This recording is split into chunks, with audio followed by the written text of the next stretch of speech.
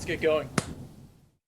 Hello, welcome to Speaking from Water, episode 11. I'm your host, Sean Rutke, and this is the program where we travel the world and speak with those who understand the water most. And today we are so incredibly fortunate enough to be with Jamie Mitchell. Jamie Mitchell is just one of the legends in the waterman game all time. He's a 10-time Molokai to Oahu paddleboard champion, one of the best big wave surfers in the world, maybe the best. He surfed some of the largest big waves ever to maximize the planet. And we're just really honored to have you here today, Jamie, to kind of hear what you have to say about a few things. Thanks, Sean. I appreciate it. Long time. Yeah, very long time, very long time. So where are you? How are you doing right now?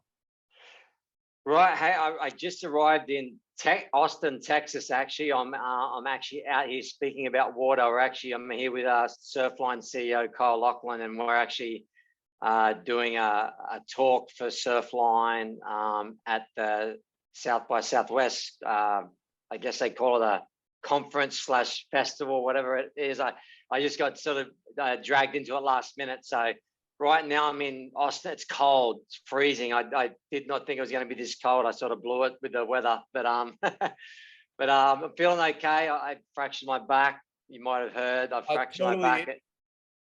About a month ago. So it's slowly healing. I just got to wait for that fracture to heal before I can start rehabbing. So yeah, I'm just on the mend and out here doing some work, and yeah, that's about it right now. I was really impressed to see you even made it to Austin, Texas on another plane flight. I mean, your injury was only about a month ago, and I mean, God, I read the report on Surfline. I heard your story. It just seemed like, you know, the most scary thing that could ever happen to someone in your position. Yeah, it's, you know, anything to do with your back and your neck, and anything that you know, allows you to function or not to function if you get hurt is definitely scary. You know, I guess in the scheme of things, I got pretty lucky. It was just a straightforward compression fracture of the L3. So not much I can do about it apart from just let it. That's okay, no worries.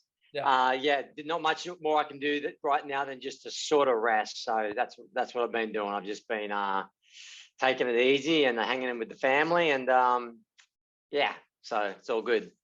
Beautiful, beautiful. Well, you know, let's get into it. I want to kind of run a few things by you, get your history, and you know, you're from Coffs Harbor, Australia. I've been fortunate enough to travel to Coffs. Sawtell is one of my favorite places on the planet. It's a little south of Coffs, but it's an incredible surf town. Can you tell us a little bit about growing up there culturally, how you got into the water there and into just the love of being with the water? Yeah, you know, growing up in Coffs Harbor was great. It was you know, I guess you'd call it a small little country town there in northern New South Wales, and you know, it's built on a harbour, a big fishing harbour. So you know, there's, you know, lots of fishing. There's boats. There's a lot that was surrounded by water there. So my dad surfed, and you know, and funnily enough, I had really got diagnosed with really bad asthma as a young kid. So you know, swimming was diagnosed for me. That would help that as well. So between, you know, that and the ocean, you know, I started the junior lifeguards, which is called nippers in Australia. I started that when I was like 4 years old, and you know, basically from that moment on, you know, my love for the ocean and the water is still going today, nearly 40 years later. You know, and it's yeah. So for me, it started with just learning how to swim. Then it was definitely into the nippers. You know, the little nipper paddle boards and the run swim runs and all that, and that very quickly went into the competitive side of that, and that led me all the way through my teenage years, doing the Ironman races, surf ski, paddling, all the way to the Aussie titles, the state titles. You know, and the board paddling side of it was my favorite part, and so then that sort of, you know, cutting forward a bit, that led me into the Molokai as well, you know. So that sort of, and along the way, you know, I surfed and I boogie boarded and all this other stuff. But my main focus in those years was really competing and racing and doing all that stuff.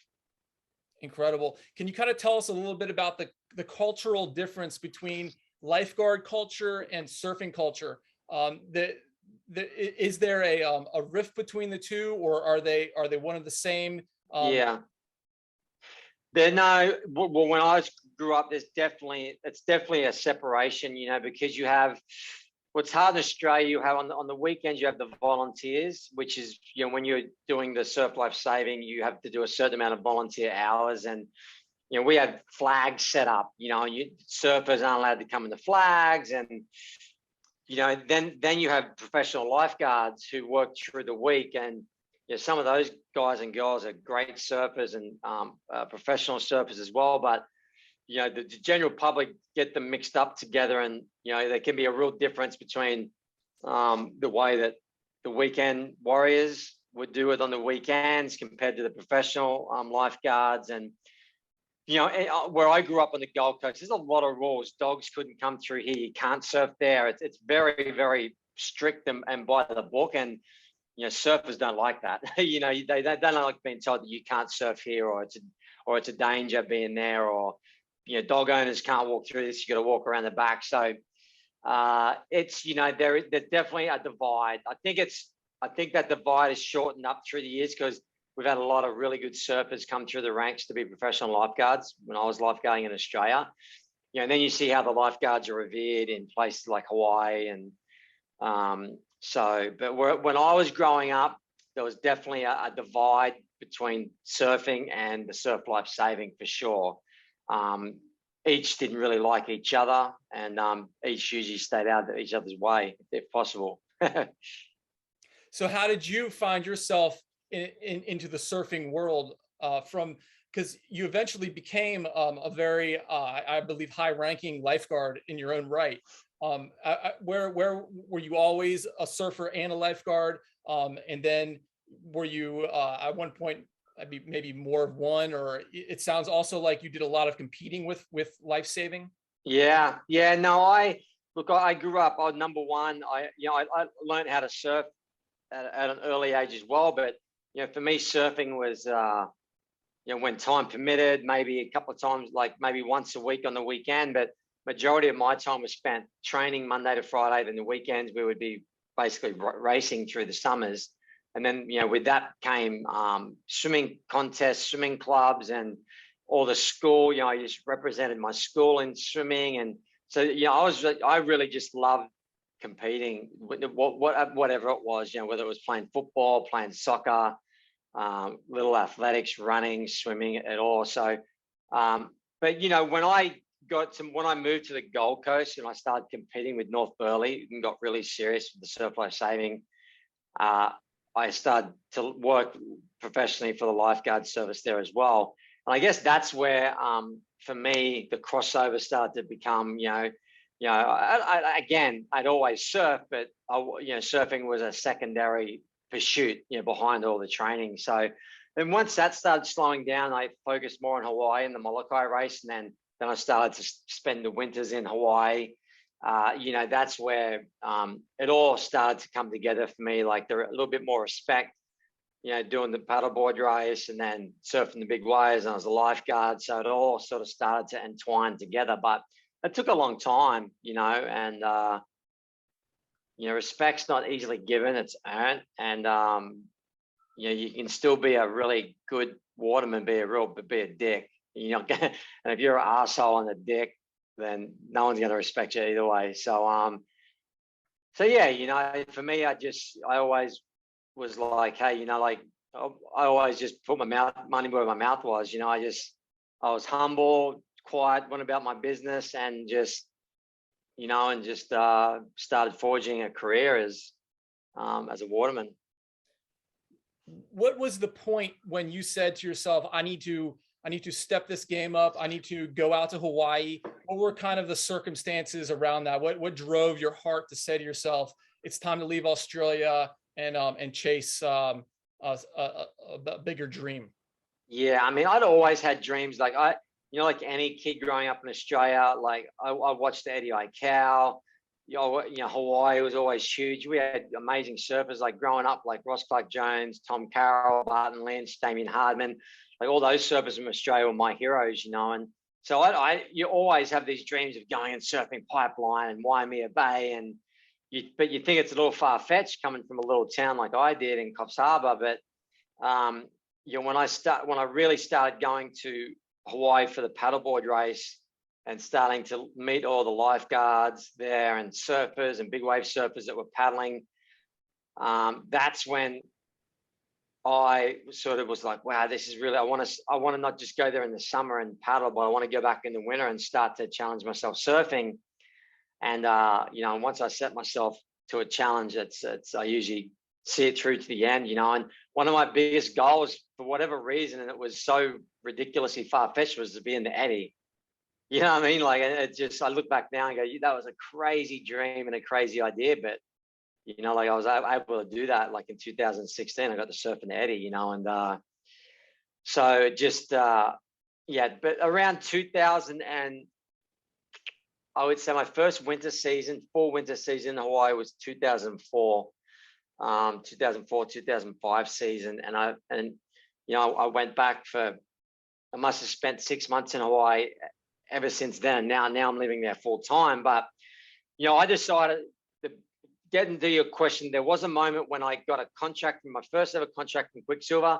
It's enough money to just like survive, but it wasn't enough to like really take off and travel across the world because I was making more money lifeguarding. But I decided at that moment, I said, if I'm going to give this a shot, I can't be working lifeguarding and trying to do this and that. I've got to give it all give this one thing, everything I've got. So I quit my lifeguard job, told those guys, hey, I've got an opportunity to try and do this. And I just started to travel and try and get places and on a shoestring budget. But ever since that day, I never had to go back to lifeguarding, So I was able to somehow find a little niche and survive off some prize money here and there and a lot of good friends around the world crashing on couches and having good friends, But it's been a really cool experience and a cool ride. So what was that like that first time getting off the plane on the island of Oahu? What kind of what was your vibe, your expectation? You traveled to the North Shore, I assume, directly. What happened next? Yeah, my first ever time to Hawaii was actually to I was filming a lifeguard documentary, and part of it was in Hawaii. The rest, there was 4 parts to it. There was Hawaii, Bali, Jamaica, and San Diego, and that was in 1997. And so my first experience was straight to the North Shore, straight meeting all the lifeguards. Met Rick Williams, Terry Ahui, Mark Cunningham.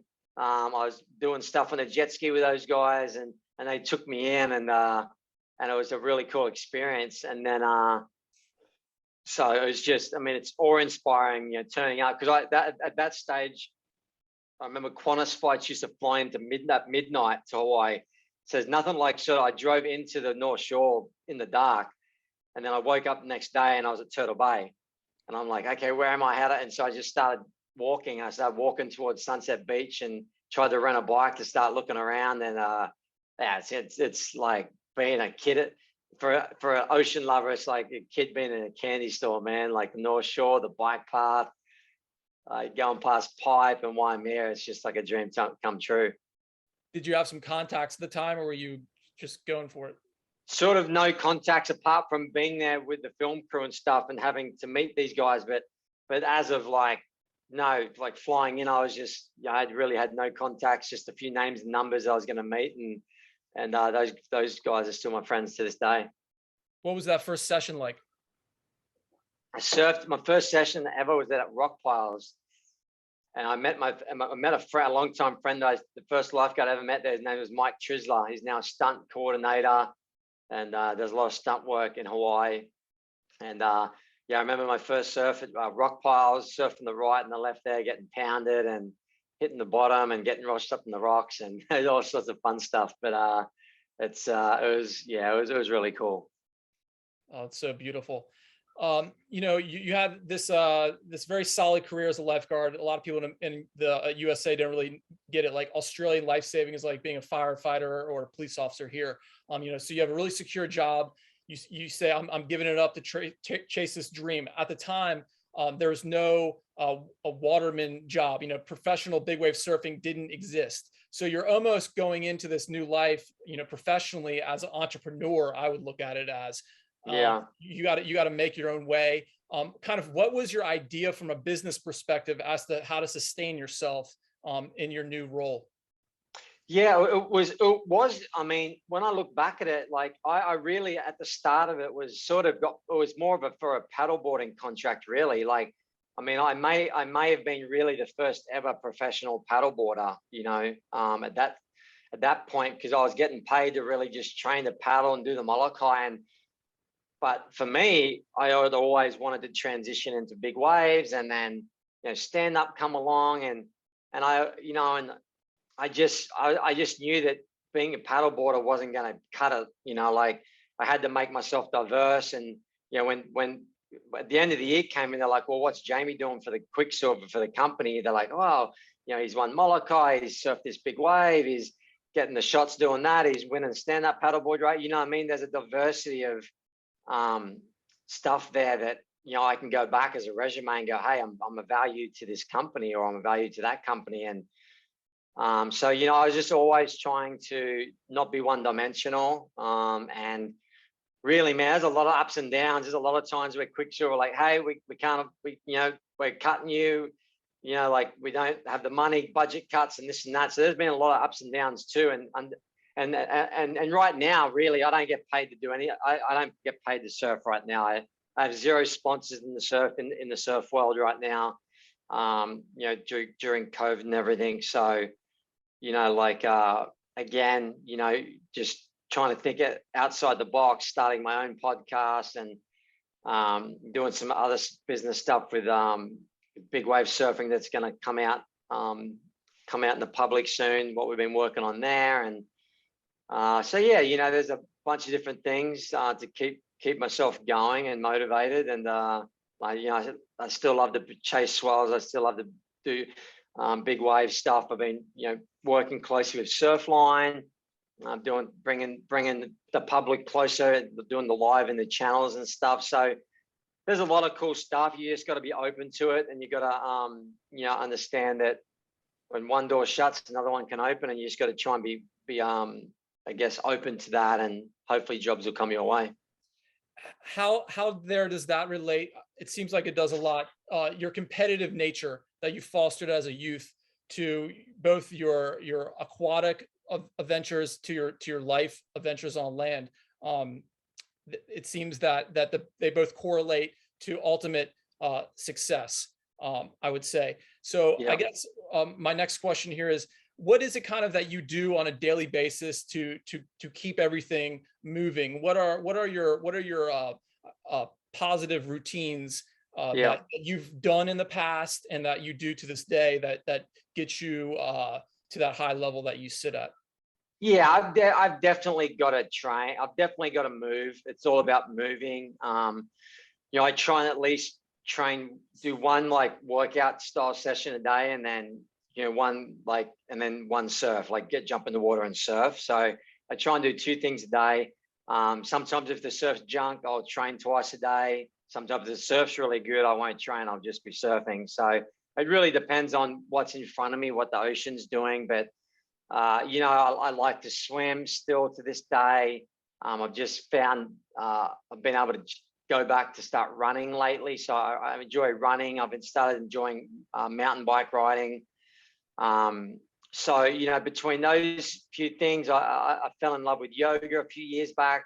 So yoga and stretching can be a part of it as well. And then for a bit, my big ritual, my one thing that I do every single day is sauna ice. I've got a sauna and an ice bath at my house.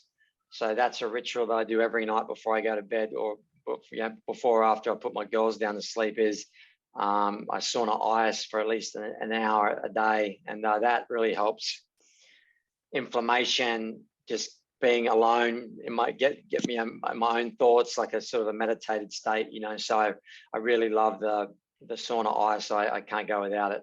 What does that session look like? How do you go about doing that? It'd be like just maybe 20-25 minutes in the sauna, then 3 minutes in the ice, then back in for like another 15 or 20 minutes in the sauna, then finish off with another 3 minute in the ice. So it's either that, or if I'm feeling just like I want to do once, I'll do like a longer drawn out sauna, then finish with the ice as well. So I mix it up a little bit, but it's something that I've found so much benefit out of it, and I can't see myself, that's my hack. I really love, and I feel the benefits of it. It makes me feel clear minded, and makes me sleep better. So it's a really good tool for me to use. Yeah, that's epic. I want to talk a little bit about your swimming. You come, obviously you've said from a deep swimming background. Swimming, I believe you said, was your kind of first thing you did before anything else. To this day, you still swim?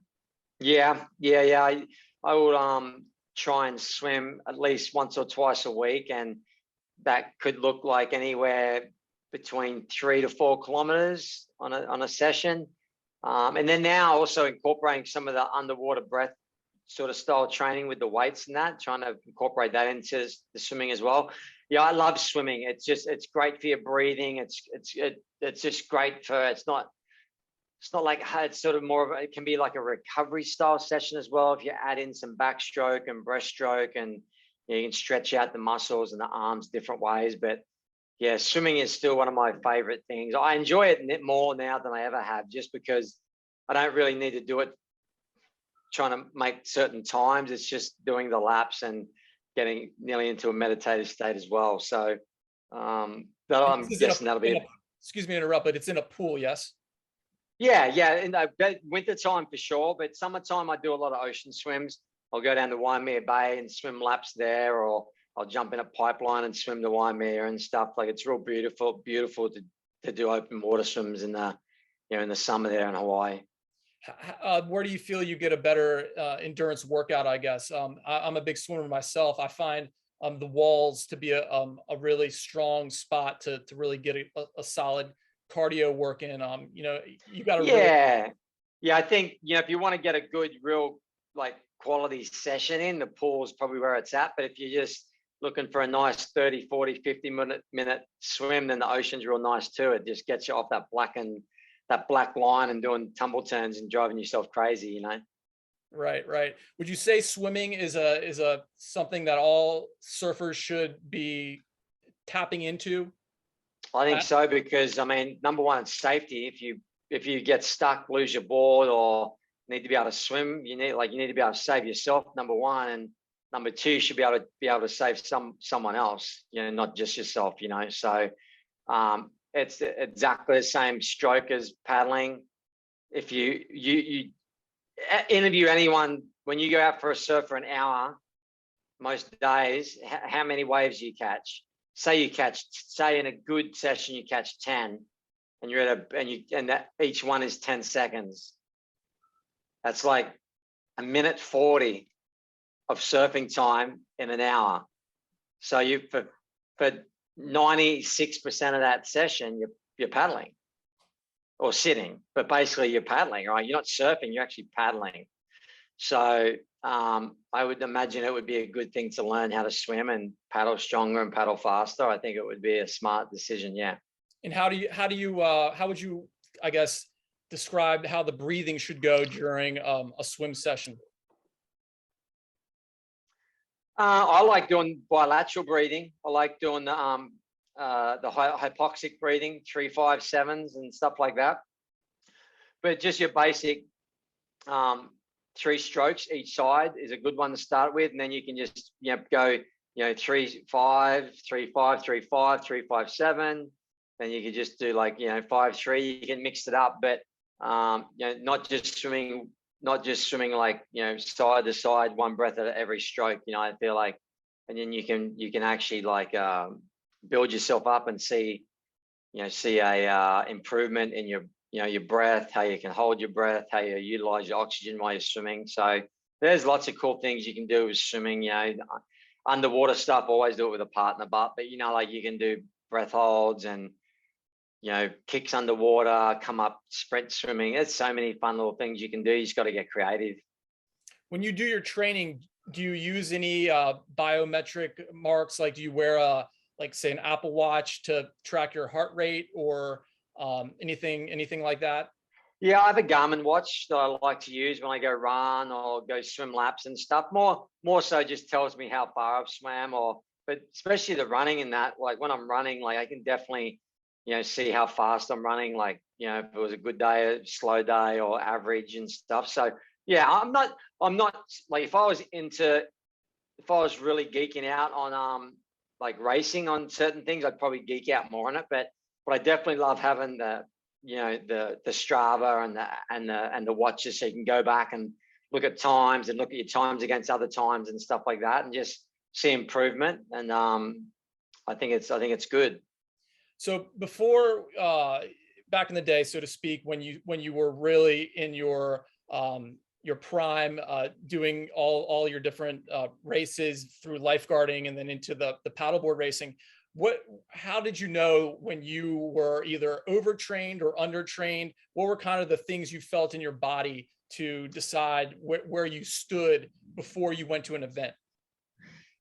Yeah, I think you just, as an athlete, what your body can take, and it's easy to overtrain. But I think for me, it was just, I would check my heart rates in the morning, just a very simple heart rate check. And then, if it was anywhere near 10 beats above what it usually was, I would usually take the morning off. But, I just, towards the end of younger, I could just push through it. But when I got towards the end of my 10 Molokai, I definitely was able to listen to my body more.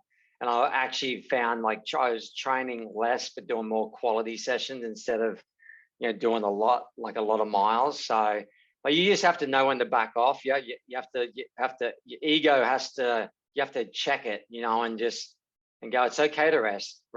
Getting a massage and resting is just as important as doing that hard session. Without that, without good sleep, without good nutrition, recovery, you're screwed. You're just going to drive yourself into the ground and get sick and get injured. So it's a big part of being an athlete, is understanding your body. Everyone's different. No one should or could tell you how that works, but you.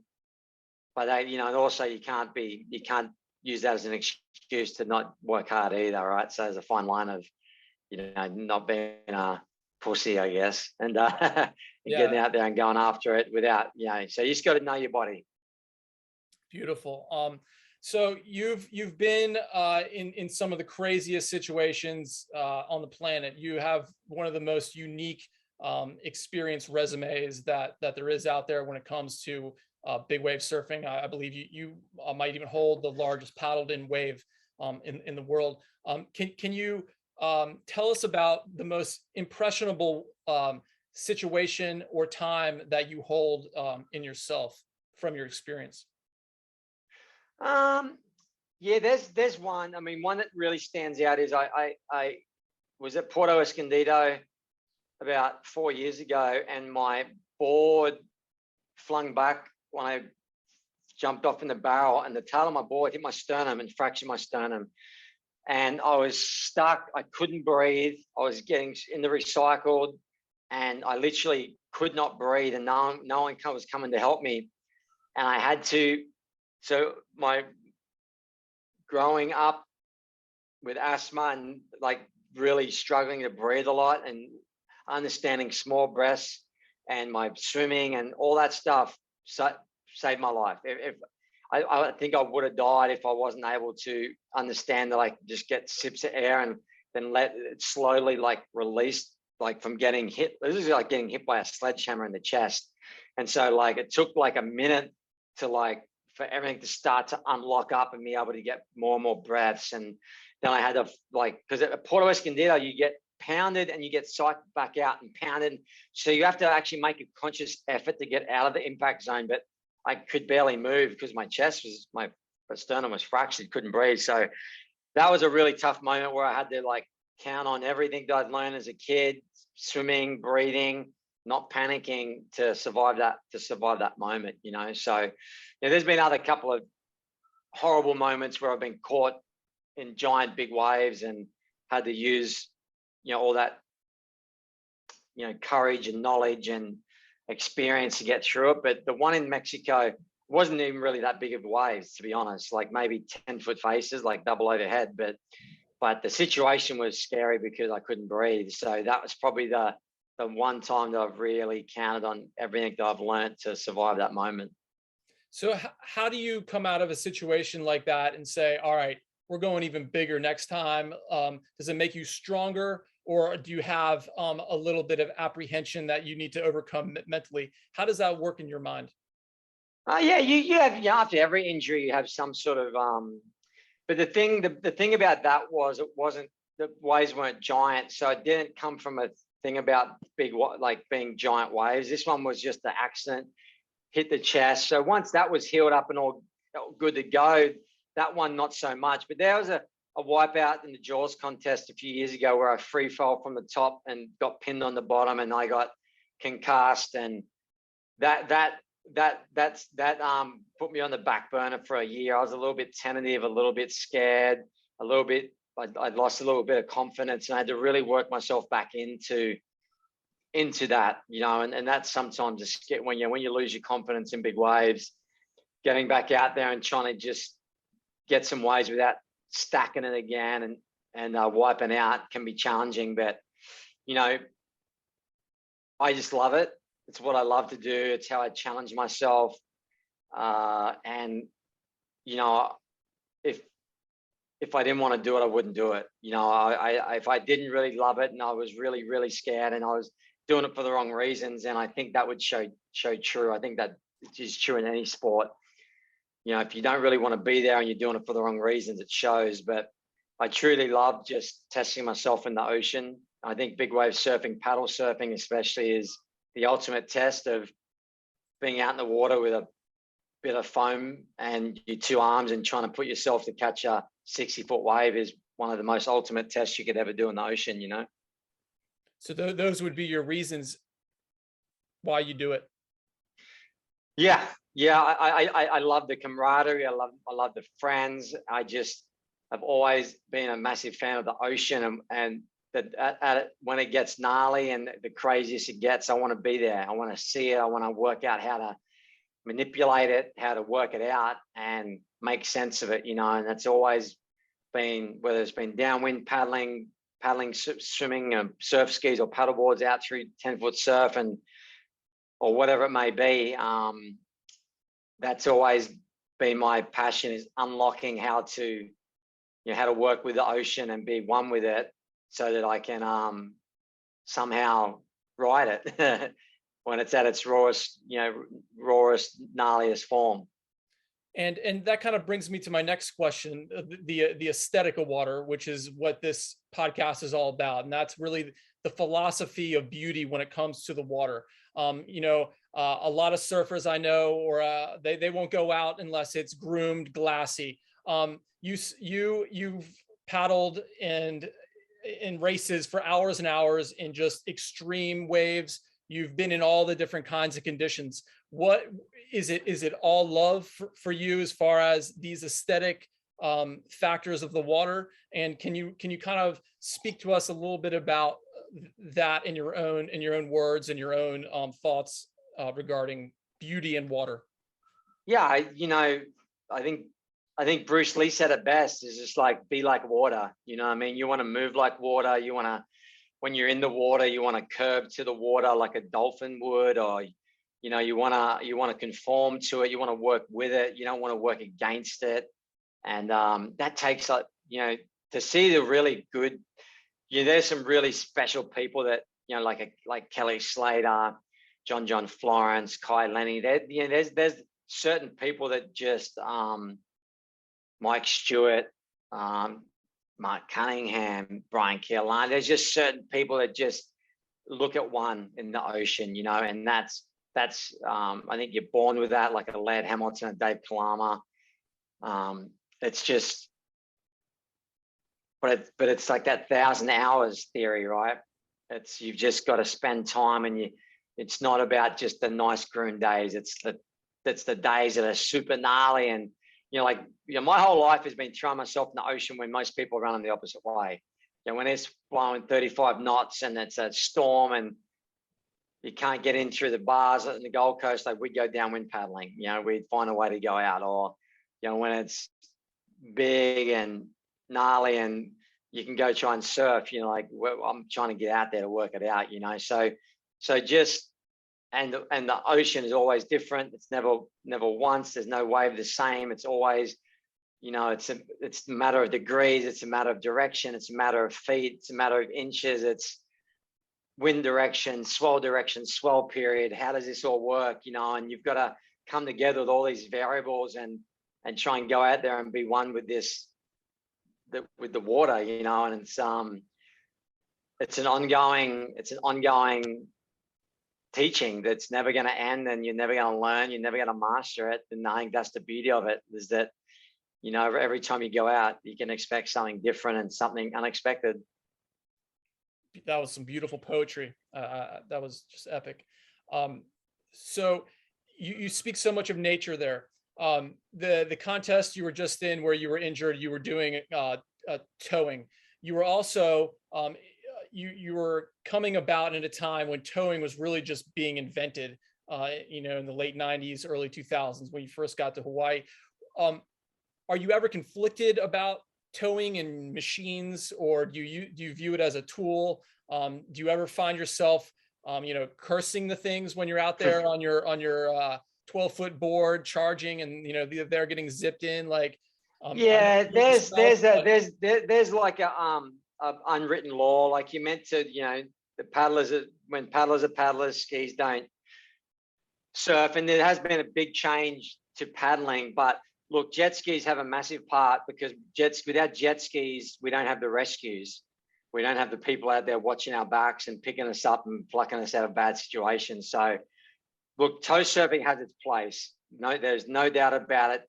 All the slabs in Australia, Nazare, Mullaghmore, massive jaws, massive mavericks. There's times where it's too big to paddle. That's humanly impossible.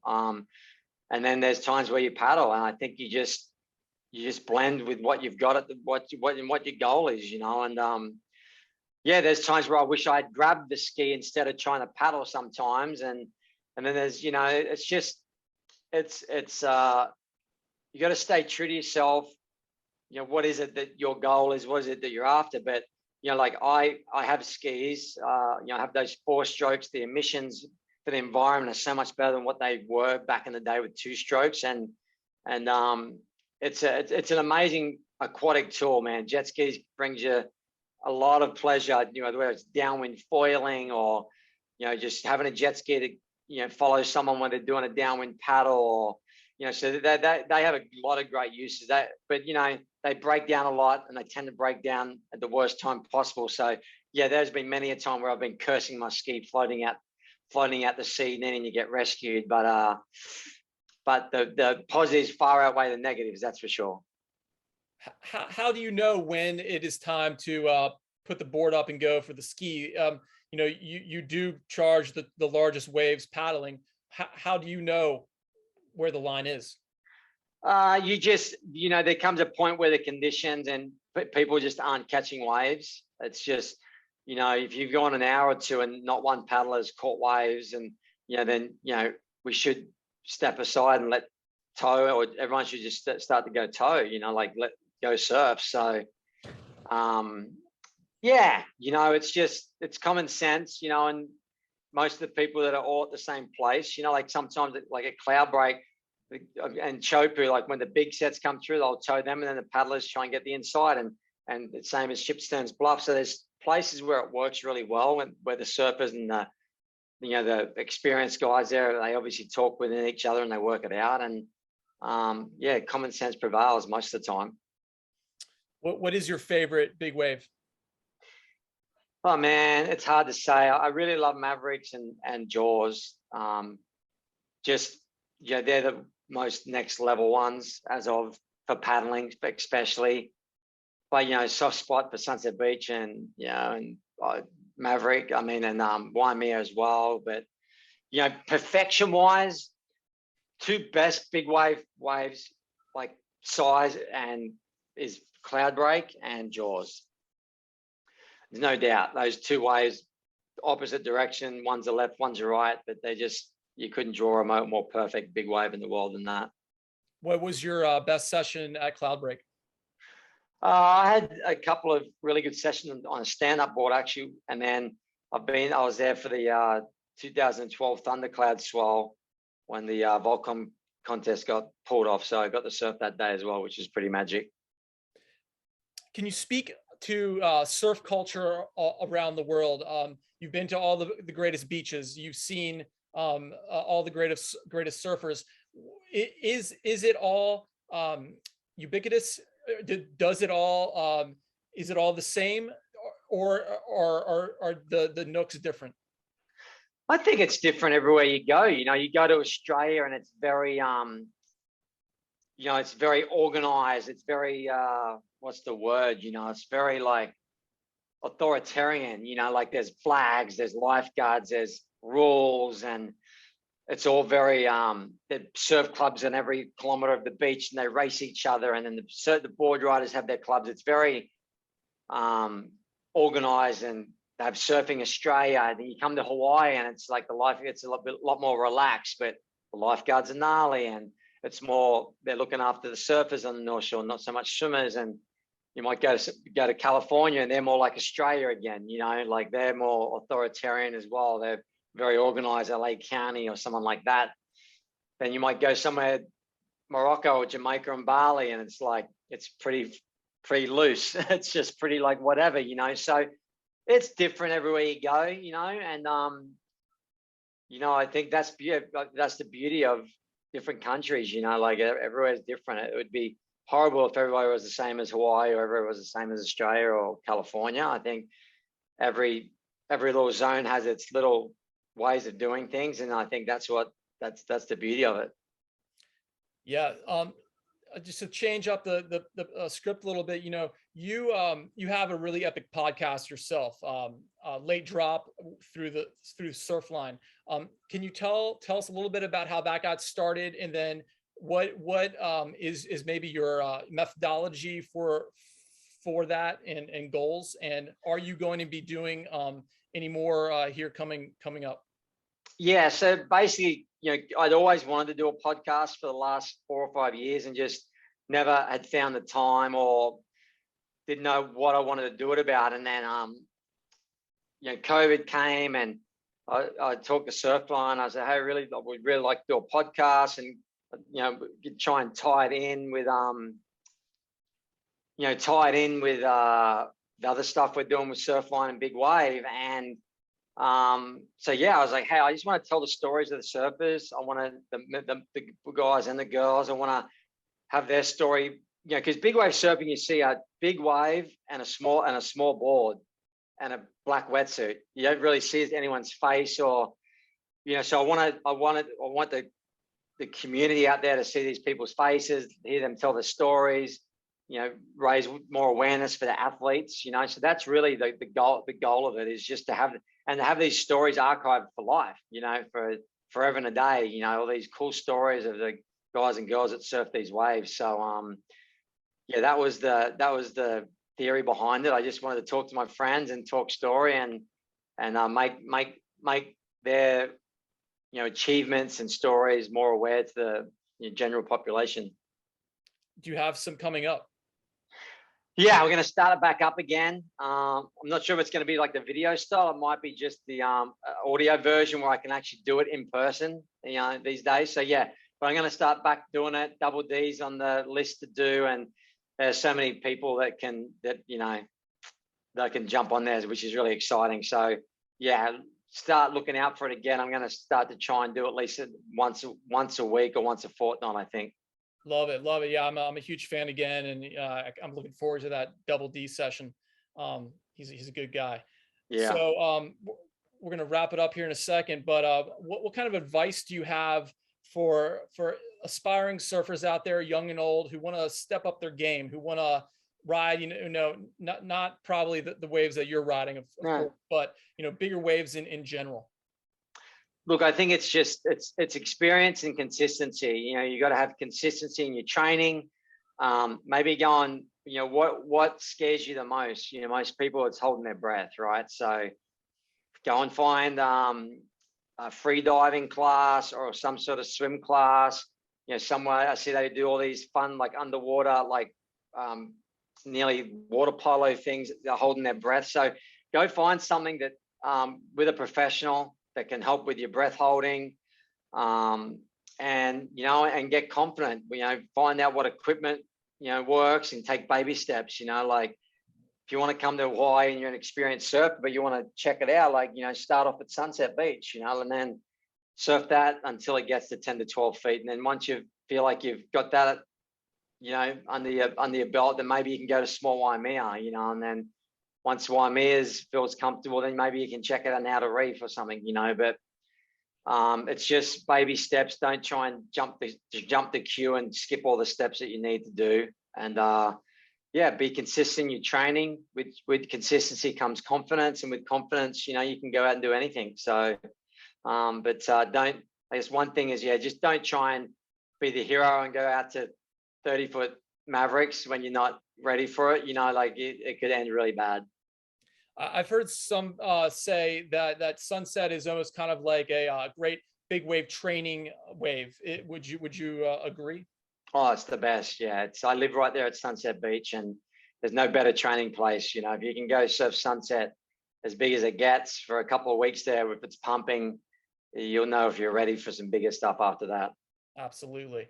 Last question here. So this is kind of a magical hypothetical. So you have a machine that you can get in, and it's like a UFO. You can hover anywhere in the ocean, hang out there. Where in the map would you hang out in your machine? Would you where's this X located where you'd plant that thing, hover, and wait for that monster swell? If you would like to not say, that's fine. But I have no, I think somewhere down in Tahiti. I think somewhere down in the atolls there in Tahiti still. I think there's a lot of places down there that are probably got amazing waves that we don't know about. It's hard to get to, hard to check out. So I'd say somewhere down in that Tahiti zone, or that'd be pretty cool. So maybe get a mega yacht. There you go. Hang out around there. Yeah. That'd be nice. Okay, one more final one for you. What is the meaning of life according to Jamie Mitchell? Oh man, the meaning of life is just happiness. I think that with happiness, everything else in your life flows forward. So for me, it's seeing my kids happy, my wife happy, and myself happy. And usually, if there's a smile on their face and we're happy, then we're doing things the right way, and things are going the direction they should be. So it's all about happiness these days. Well, that's beautiful. I know I'm super happy that you joined us today, and I'm sure everyone listening from here on into the future is going to be very happy that they heard you and what you had to say, and just taking the time to speak with us. So, Jamie, thank you very much. Thanks, Sean. I appreciate it. Good to see you, buddy. Yeah, bro. And heal up. I know you have a little bit of recovery to go through, and I will be thinking of you. Thanks, man. Appreciate it. Excellent. Good luck with your Austin experience. Thank you. Ciao. Ciao.